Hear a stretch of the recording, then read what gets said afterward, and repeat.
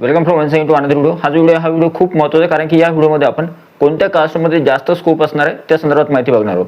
आता ॲक्च्युली तुम्ही हे शब्द ऐकल्यानंतर तुमच्या मनामध्ये विचार येईल की कोणत्या कास्टला, म्हणजे उदाहरणार्थ थोडक्यात काही कास्टमध्ये उमेदवार संख्या खूप कमी आहे, काही कास्टमध्ये उमेदवार संख्या जास्त आहे.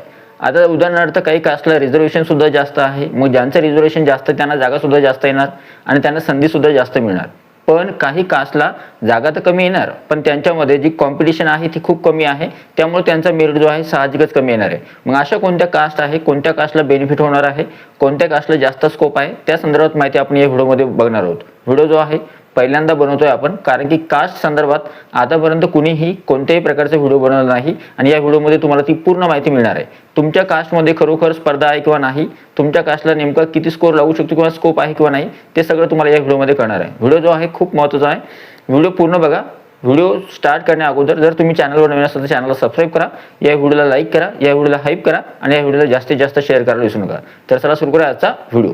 टेलिग्राम चॅनल, व्हॉट्सअप चॅनलची लिंक डिस्क्रिप्शनमध्ये आहे, त्यांना सुद्धा तुम्ही जॉईन करू शकता किंवा सबस्क्राईब करू शकता. कारण की तुम्हाला माहिती आहे टेलिग्राम चॅनलला जे शासन निर्णय असतात किंवा वेगवेगळ्या गोष्टी ज्या आहेत त्या तुम्हाला टेलिग्राम चॅनलला मिळतात. ठीक आहे, तर आता सुरू करूया आपण आपला व्हिडिओ. सगळ्यात अगोदर बघा, पहिली महत्त्वाची गोष्ट म्हणजे आता ज्या कास्ट आहे, कास्टनुसार वेगवेगळ्या कास्टला वेगवेगळं रिझर्वेशन आहे. उदाहरणार्थ समजा तुम्ही जर बघितलं तर ओबीसीला सर्वात जास्त रिझर्वेशन आहे, ओबीसीला आरक्षण आहे 19%, एससीला आहे 13%, एसटी कास्टला आहे 7%, एसबीसी कास्टला आहे 10%, ईडब्ल्यूएसला सुद्धा 10%च आहे. सोबत एसबीसी जी आहे 2% आरक्षण आहे, व्हीजेएला 3% आहे, एनटीबी 2.5% आरक्षण आहे, एनटीसी 3.5%, एनटीडी 2% आणि उरलेल्या ज्या जागा आहेत त्या ओपन म्हणजे खुल्या प्रवर्गासाठी जातात, ओपन कॅटेगरीसाठी. ठीक आहे, आता आपण 28%. ओके, आता आपण जे आहेत आता बघूया आपण कोणत्या कास्टला जास्तीत जास्त स्कोप आहे किंवा कोणत्या कास्टला या शिक्षक भरतीमध्ये चांगली संधी असणार आहे. आता काही गोष्टींनुसार तुम्हाला संधी कशी मिळणार आहे बघा. सगळ्यात अगोदर पहिली महत्त्वाची गोष्ट म्हणजे तुमच्या टेट परीक्षेमधला स्कोर खूप छान असला पाहिजे. जर तुमच्या टेट परीक्षेमधला स्कोर चांगला आहे तर त्यावेळेस मात्र तुम्हाला शिक्षक भरतीमध्ये कोणत्या ना कोणत्या ठिकाणी कोणत्या ना कोणत्या वर्गासाठी तुमची निवड होऊ शकते, जर तुमचा स्कोर छान आहे तर. ठीक आहे, आता जर समजा तुमचा स्कोर मीडियम असेल किंवा ॲव्हरेज स्कोर आहे तुमचा किंवा जेमतेम स्कोर आहे, तर त्यावेळेस आपण असं करू शकतो की तुमचा स्कोर प्लस तुम्ही एखाद्या कोणत्या ना कोणत्या दुसरा स्ट्रॉंग पॉईंट तुमचा आहे का, जेणेकरून समजा फॉर एक्झाम्पल तुमच्या कास्टमध्ये मर्यादित संख्या आहे किंवा तुमच्या कास्टमध्ये कॉम्पिटिशन कमी आहे किंवा तुमचं मीडियम असं आहे त्या मीडियमला संधी आहे किंवा त्याच्यामध्ये सुद्धा कॉम्पिटिशन कमी आहे, असं काही मीडियम आहे का, किंवा तुमचा सब्जेक्ट त्याला डिमांड जास्त आहे का, मॅथ्स सायन्ससारखी, किंवा मग बाकीच्या ज्या गोष्टी आहे तुम्ही आरक्षण घेतलेलं आहे का, त्यानुसार सुद्धा तुमचे जे आहे शिक्षक भरतीमध्ये नंबर लागू शकतो तुमचा जर स्कोर कमी असेल तर. ठीक आहे, आता आपण बघूया कोणकोणत्या कास्ट आहेत. बघा, सगळ्यात अगोदर हे रियालिटी सुद्धा सांगणार आहे सगळी आणि सगळ्या कास्ट संदर्भात सांगणार आहे, त्याच्यामुळं असं नका वाटू की बाबा एखाद्या कास्टला मी असं सांगितलं आणि दुसऱ्या कास्टला मी असं सांगितलं.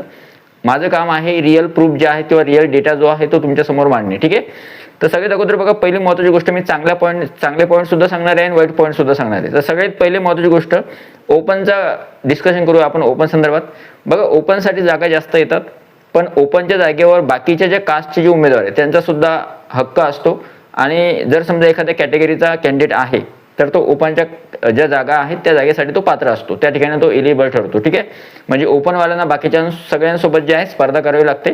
त्याच्यामुळे जर तुम्ही ओपनमध्ये येत असाल तर तुम्हाला साहजिकच तुमचा स्कोर चांगला असला पाहिजे. तुमच्यासाठी चांगली आणि जमेची बाजू अशी आहे की तुम्हाला जागा भरपूर येतात किंवा सर्वात जास्त जागा तुम्हाला येतात. ओपनमध्ये जे येतात किंवा खुल्या प्रवर्गामध्ये जे येतात त्यांच्यासाठी जागा जास्त असतात. आता गोष्ट करूया की ओपनला जो आहे स्कोर किती लागू शकतो. तो ओपनचा स्कोर 137 136च्या आसपास जायची शक्यता आहे. नवीन जी आकडेवारी आपल्याला माहिती आहे शिक्षक भरतीच्या 18,000च्या आसपास किंवा 15 ते 18,000 पदापर्यंत जर शिक्षक भरती झाली तर एवढा तुमचा स्कोर जो आहे तो असला पाहिजे. आता गोष्ट करूया ओबीसी कास्ट. ओबीसी कास्टला 2 नंबरवर जागा येतात किंवा ओबीसी कास्टला जे रिझर्वेशन आहे 19% आरक्षण आहे. 19% आरक्षणानुसार ओबीसीसाठी आता काय स्कोप आहे तर बघा, ओबीसीमध्ये तुम्ही येत असाल तर ओबीसीमध्ये सुद्धा विद्यार्थ्यांची संख्या भरपूर आहे. पण याचा अर्थ अजून एक गोष्ट जमेची बाजू किंवा चांगली गोष्ट अशी आहे ओबीसी कॅन्डिडेटसाठी की त्यांच्या जागा सुद्धा भरपूर येणार आहेत. म्हणजे उदाहरणार्थ तुम्ही मराठी मीडियमचे असाल, उर्दू मीडियमची किंवा इंग्लिश मीडियमची, तरीसुद्धा तुमच्यासाठी जागा भरपूर प्रमाणामध्ये आणि तुमचं जे आरक्षण आहे त्यानुसार जर तुम्ही बघितलं तर जागा तुम्हाला 2 नंबरवर किंवा जास्तीत जास्त जागा ओबीसी कॅन्डिडेटसाठी जातात.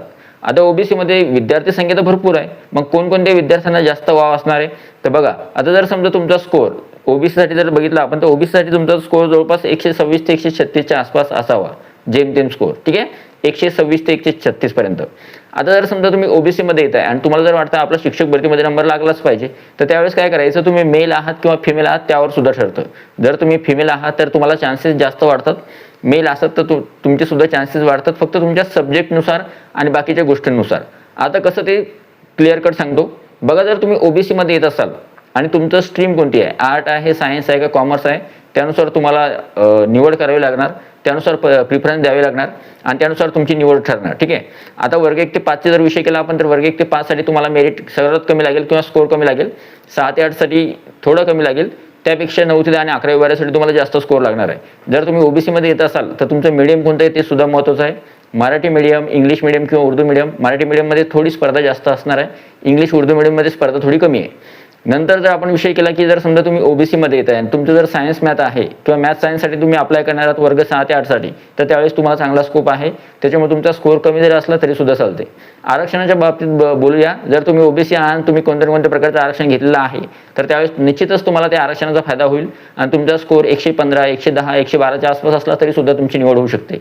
मी तुम्हाला सगळ्या गोष्टी सुद्धा सांगतोय जेणेकरून तुम्हाला जे आहे प्रत्येक गोष्ट क्लिअर कट होईल आणि तुम्हाला विशेष म्हणजे चांगल्या प्रकारे समजेल की कशा पद्धतीने आपल्याला शिक्षक भरतीमध्ये आपली निवड होण्यासाठी मदत होणार आहे. आता गोष्ट करूया तिसऱ्या कास्टसाठी. तिसरी कास्ट आहे एसटी कास्ट. एसटी कास्टचे जे उमेदवार आहेत त्यांच्यासाठी चांगली गोष्ट अशी आहे की एसटीच्या पेसा नॉन पेसाच्या दोन्हीच्या जागा येतील. एसटी पेसा संदर्भात जर बोललो आपण तर पेसा अंतर्गत जे येणारे जिल्हे आहेत त्यांच्यामधल्या ज्या जागा आहेत त्या पवित्र पोर्टलला येणार आहे. त्याच्यामुळं जर तुम्ही एसटी प्रवर्गामध्ये येत असाल तर तुम्हाला विशेष आणि खास संधी आहे. यावर्षी तुमच्यामध्ये मेरिट जो आहे खूप कमी लागतो दरवर्षी. जास्तीत जास्त कमी मेरिट जर बघितला आपण कोणत्या कास्टचा असेल तर तो एसटी कास्टचा असतो.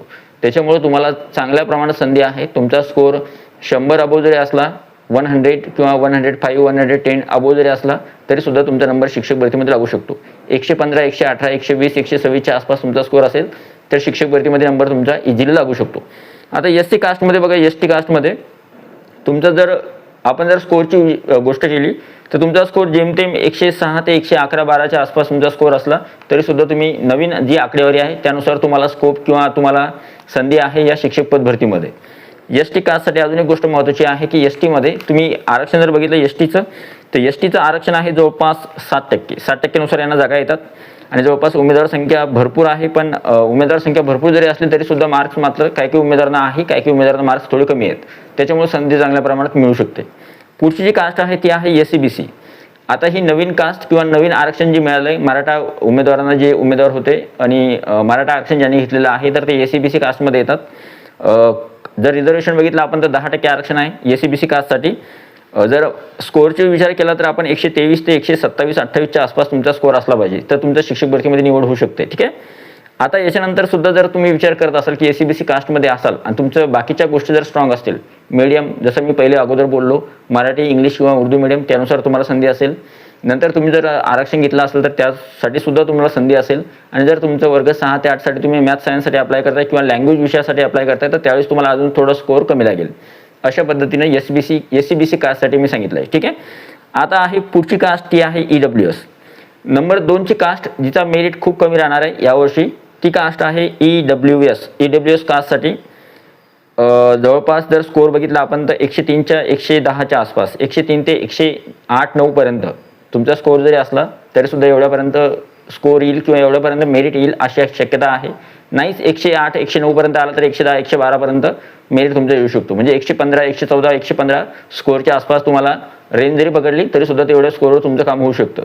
ईडब्ल्यूएसचा स्कोर जो आहे किंवा मेरिट जो आहे नंबर 2वर कमी लागतो. सगळ्यात कमी मेरिट एसटीचा असतो, नंतर 2 ईडब्ल्यूएसचा असतो आणि यावर्षी ईडब्ल्यूएसचं मेरिट खूप कमी राहणार आहे. ईडब्ल्यूएसमध्ये येत असताना तुम्ही मीडियममध्ये कोणते आहात, कोणतं मीडियम आहे तुमचं, मराठी, इंग्लिश किंवा उर्दू मीडियम, ते खूप महत्त्वाचं आहे. नंतर जर तुम्ही त्यानुसार तुम्हाला संधी असेल. नंतर तुम्ही मॅथ आणि सायन्समध्ये आहात का त्यानुसार तुम्हाला संधी असेल. किंवा मग तुम्ही सोशल सायन्समध्ये आहात किंवा मग लँग्वेज विषयासाठी ट्राय करताय किंवा ऑल सब्जेक्टसाठी तुम्ही ट्राय करताय 1 ते 5 आणि 7 ते 8 साठी, त्यावर ते डिपेंड असणार आहे. अजून एक महत्त्वाची गोष्ट, जर तुम्ही ईडब्ल्यूएसमध्ये कास्टमध्ये आहात आणि जर तुम्ही आरक्षण घेतलंय माजी सैनिक, खेळाडू, अंशकालीन, प्रकल्पग्रस्त, भूकंपग्रस्त, धरणग्रस्त किंवा अपंग, अनाथ, महिला, तर या संदर्भात जर तुम्ही अवेअर असाल किंवा या संदर्भात तुम्हाला माहिती आहे की तुम्ही आरक्षण घेतलेलं आहे तर त्यावेळेस निश्चितच तुम्हाला त्याचा फायदा होईल. तुम्हाला अजून स्कोर थोडा कमी लागेल. आणि एवढंच नाही, अजून एक महत्त्वाची गोष्ट, जर तुम्ही फिमेल कॅन्डिडेट आहात आणि ईडब्ल्यूएसमध्ये येत असाल तर त्यावेळेस तुमचे निश्चित नंबर शिक्षक भरतीमध्ये लागू शकतो. फक्त तुमची जी स्कोर आहे तो 3 डिजिटमध्ये असला पाहिजे. ठीक आहे. आता गोष्ट करूया पुढच्या कास्टसाठी. पुढची कास्ट आहे SBC. SBC कास्टसाठी स्कोर जो आहे स्कोर जेमतेम लागेल, जास्त स्कोर लागणार नाही. तिसरी अशी कास्ट आहे की जिचा मेरिट किंवा कट ऑफ यावर्षी कमी राहील, SBC कास्ट. ठीक आहे.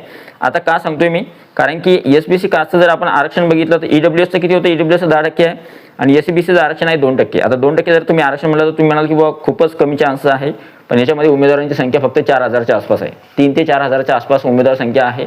त्याच्यामुळे खूप कमी उमेदवार या कास्टमध्ये आहे. त्याच्यामुळे या कास्टवाल्या उमेदवारांना चांगली संधी आहे. ठीक आहे. 2% आरक्षण जरी असलं तरी. आता इथे बघा SBC साठी जो स्कोर लागेल तो जवळपास 116 ते 120च्या आसपास राहण्याची शक्यता आहे.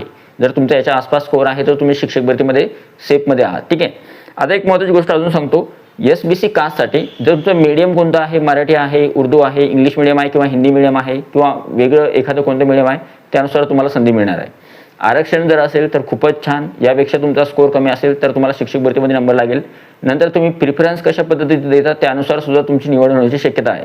त्याच्यामुळे जर तुम्ही SBC कास्टमध्ये येत असाल आणि तुमचा स्कोर ॲव्हरेज असेल किंवा मिडियम असेल तरी सुद्धा तुम्हाला घाबरायची आवश्यकता नाही. शिक्षक भरतीमध्ये तुमचा नंबर लागू शकतो तुमच्या प्रिफरन्सनुसार. ठीक आहे. पर्सनल इन्कम व्यवस्थित पद्धतीने द्या. आणि तुम्ही फिमेल कॅन्डिडेट आहात किंवा मेल कॅन्डिडेट आहात त्यानुसार सुद्धा तुम्हाला संधी मिळण्याची शक्यता जास्त आहे. आता गोष्ट करूया पुढच्या कास्टसाठी. पुढची कास्ट आहे विजय. विजयसाठी मेरिट कमी लागणार आहे. तिसरी कास्ट जी आहे चौथी कास्ट जी आहे तिचा मेरिट कमी लागेल ती आहे विजय. यांना स्कोर लागू शकतो 113 ते 117च्या आसपास, 117 ते 118च्या आसपास स्कोर यांना लागेल. आणि जर तुमचं मराठी मीडियम आहे त्यानुसार तुम्हाला थोडी स्पर्धा करावी लागेल. उर्दू इंग्लिश मीडियममध्ये स्पर्धा थोडी कमी आहे.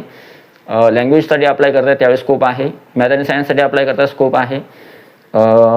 विजयमध्ये जर समजा तुम्ही कोणत्या प्रकारचं आरक्षण घेतलेलं आहे तर त्यावेळेस तुमचं निश्चितच तुम्हाला 2 डिजिटमध्ये किंवा 3 डिजिटमध्ये मार्क असले तरी सुद्धा तुमचा शिक्षक भरतीमध्ये नंबर लागू शकतो. ठीक आहे. आता आहे NTB कास्ट.